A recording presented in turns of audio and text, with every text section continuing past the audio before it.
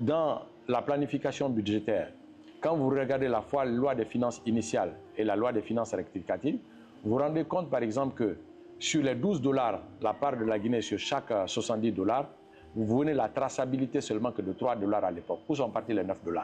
Vous pensez que c'est comme ça que la Guinée doit continuer? Les 9 $ là, quand vous multipliez ça par 80 millions de tonnes à l'époque, ce qui veut dire que 72 millions de dollars se partageaient chaque année par des particuliers. Hein? Vous trouvez ça normal? C'est comme ça que notre pays doit fonctionner? Mais peut-être que le cousin de Mori Kaba se retrouve dans ce lot-là. Moi, je vais dire, ah, parce que mon cousin ou bien mon frère, il est dedans, on doit l'épargner. Est-ce que c'est la Guinée comme ça que la Guinée doit fonctionner? Non. Est-ce que chaque Guinéen n'appartient pas à un père et une mère? Est-ce que chaque Guinéen n'appartient pas à une famille? Est-ce que chaque Guinéen aussi n'appartient pas à une communauté? Hein? Pourquoi on veut que la sanction soit pour les autres et non pour nous? Hein?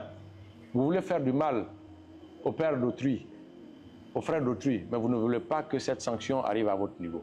C'est comme ça que ça doit marcher? Non. Donc, soyez fermes. Nous sommes déjà basés sur un idéal, c'est changer ce pays et répondre aux exigences, par exemple, de développement. Un développement qui reflète aussi les ambitions du peuple guinéen. La Guinée a un potentiel énorme, mais c'est ce potentiel que nous devons transformer en richesse. Pour le faire aussi, il faudrait que nous soyons sans état d'âme face à la corruption et au détournement des deniers publics. Parce que quoi qu'il en soit, ça va prendre le temps que ça va prendre, quel que soit ce que la Guinée va recouvrir ici comme richesse. Si la corruption perdure, si les détournements des deniers publics perdurent, nous resterons 1000 ans, 2000 ans, nous ne retrouverons jamais le bout du tunnel. Mais pour le changer, il faut des patriotes. C'est pourquoi moi je compte sur chacun de vous, mais en se basant sur la philosophie et l'idéologie, par exemple, du parti l'AGN, qui est le circonstancialisme.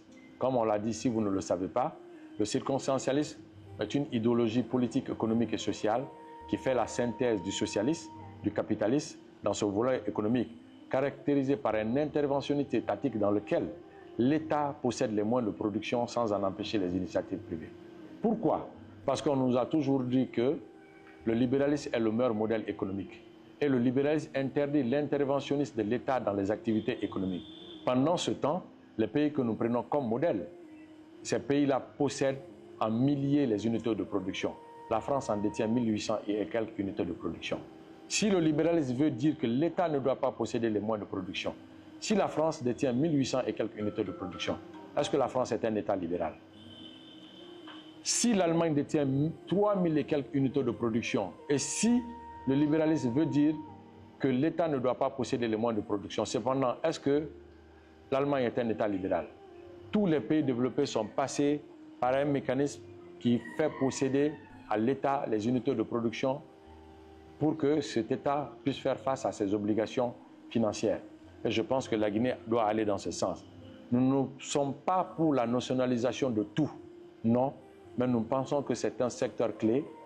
La bauxite, le fer et puis l'or, l'État doit avoir une grande part d'exploitation dans ces domaines-là pour que nous puissions jouir de ces potentialités et faire face à nos obligations.